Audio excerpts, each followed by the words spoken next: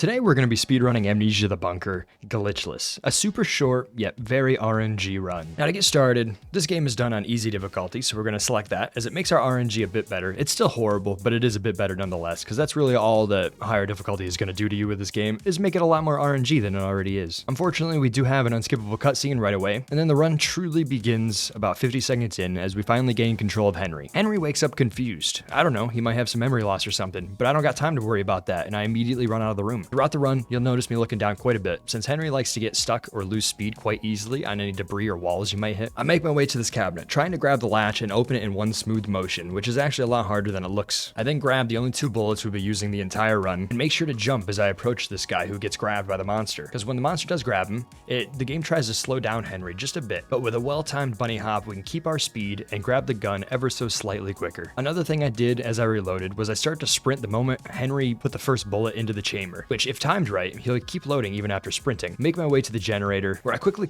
check this drawer for a nade. We need 3 nades for this run, and it's super important we get one early or else it's going to be a quick restart. I grab this dog tag for our first code and a single can of fuel that I'll immediately put in the Jenny and turn it on. This is all the fuel we'll be using for the entire run. As I enter this room, I immediately hit the lantern once and check the shelf for another nade. Luckily, I did manage to get one here. I then enter the code, but before leaving the room, I hit the lantern to save one more time.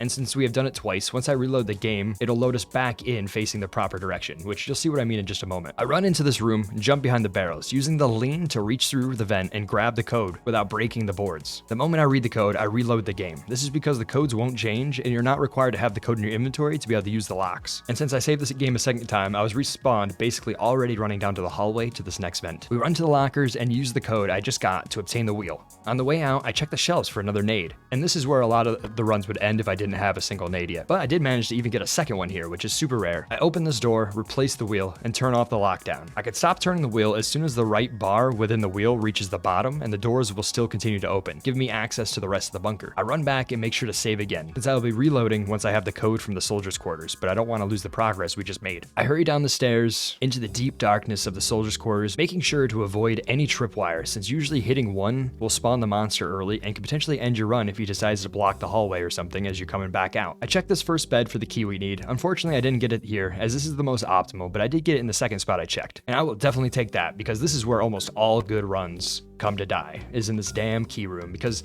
there are so many different spots that this key can spawn, and it can even not even be in this room at all. It could be in a completely different room. I hurry down this next hallway, still avoiding tripwires and this group of rats that's always here. I ready the gun and shoot open this door, allowing me to pull a lever and turning on the power for the rest of the area. If everything went according to plan and the monster hadn't spawned, then he will almost always spawn in this room that we just shot the gun in, giving me plenty of time to get back out and haul ass to this locked door where I can use my key. I pull one more lever, activate the radio, and now this is actually the only reason why we use subtitles for this run, since, well, this guy's speaking the code, the very last number will appear on the screen before he actually says it, and as soon as we see that, we can just reload. And I do write this code down, since it'll be a few minutes before we use it, and we still need to get another code before we even use it, and my brain does not work, like I cannot hold 2 different numbers like that in my head. So I write it down, but now we're gonna be going to the left again, all the way down to the tunnels infested by rats.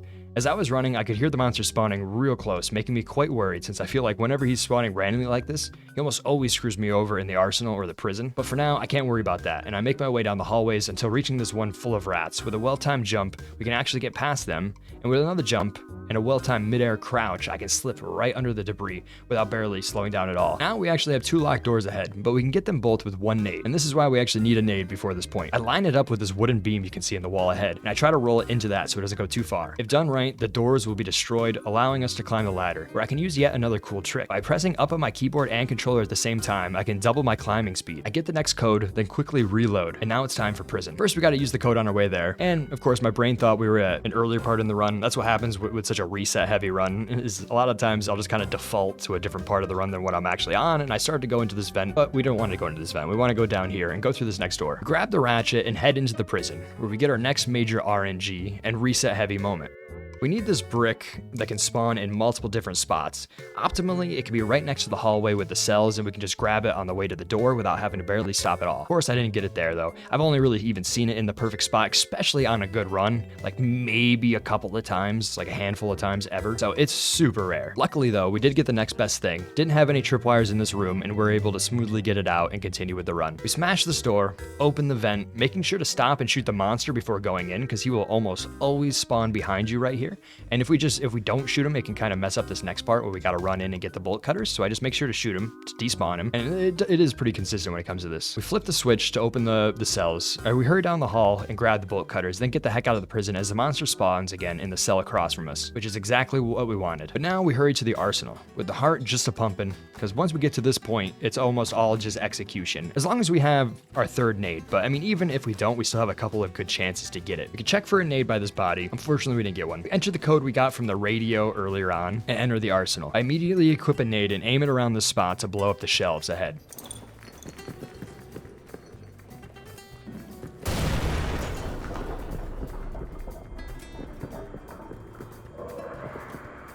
The next one I try to throw in the middle of these two. Also, if we don't have a second nade by this point, we don't have enough fuel in the generator to go around, like we just won't have enough time. It's a dead run. I checked this crate while we're waiting for the last nade to blow up, and thankfully I got the final one we needed. On my way through the debris, I grab a piece of wood from the shelves, place it against these boards, then right click to throw, which is a neat trick to make the boards break instantly. I then climb over using the table, grab the dynamite ahead, and now it's time to get the heck out of the arsenal, and pray we get good monster RNG.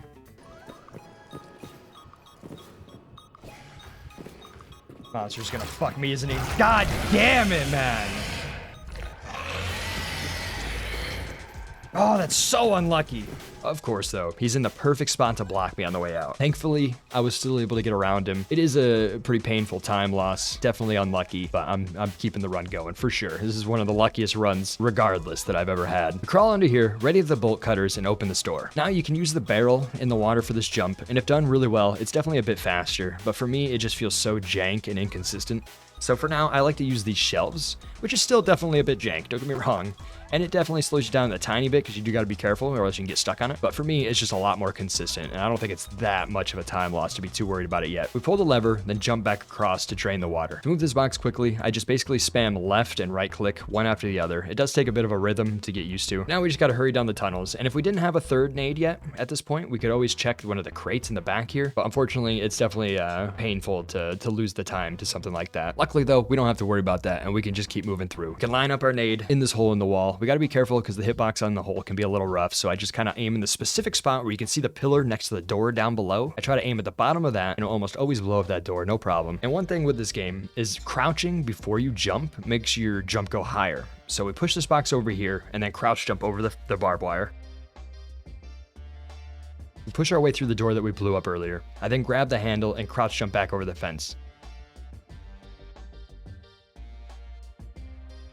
Then to get back out of here, I can line myself up with this part of the rocks where you can see they kind of come together to form a bit of a V shape. I use that to crouch jump from there onto a little ledge halfway up, and then you do it once more to get the rest of the way. It can be a bit finicky. I don't get it consistently first try every time, but it's usually not too bad, especially with that setup. And once we're up, we're basically done. We just got to do one more tough jump at the very end. Crouch jump off this box to get back over the shelves, praying we don't get screwed by the monster, because I have had the monster waiting on the other side of this little hole that you gotta squeeze through. I've had that happen before, a couple of times actually, and that sucks, because then he will chase you all the way to where you gotta detonate and escape, and it can definitely end your run. But it's time to get the heck out of this hellhole. Upon making it back to the start, I keep eyeing the dynamite and handle, pulling out the dynamite first and placing it down. I then insert the handle and immediately activate it, blowing our exit open. I jump down and make our way to the final encounter with the monster, and one of the most intense jumps ever. Henry can definitely be a bit clunky with this jump, takes some getting used to, and it scares me every time. A cool trick we can hit though is we jump down here. If we land just right on this little rock you can see jutting out from the wall, we can get a big boost on the walkway. We ignore the monster and run over to the boxes on the right, pushing the big one over towards the railing. And I do push this a lot further than I need to. Like if you look at the world record, he barely moves the damn thing, but I'm always so paranoid here, so I push it quite far to make sure that I'm gonna make this damn jump. And finally, after almost 300 attempts, we got some decent RNG on this run, and we were able to finish it out. This is actually a pretty fun run. Don't get me wrong, the RNG is painful, and it can definitely take a little perseverance to actually get something decent with it, but once the RNG does start to come together, it gets really exciting, and I will definitely be doing some runs of it every once in a while to see if we can improve this time. And that's going to give us 6th place on the leaderboard. Same spot we are in for our Soma run as well. I just really like 6th place apparently. Now, a few channels that I used to learn this run were Blood Thunder's tutorial and Quasar's current world record run, which you should definitely check out both of them. I'll leave links in the description below. But don't forget to like and subscribe. I hope you guys enjoyed the video, and I will see you in the next one.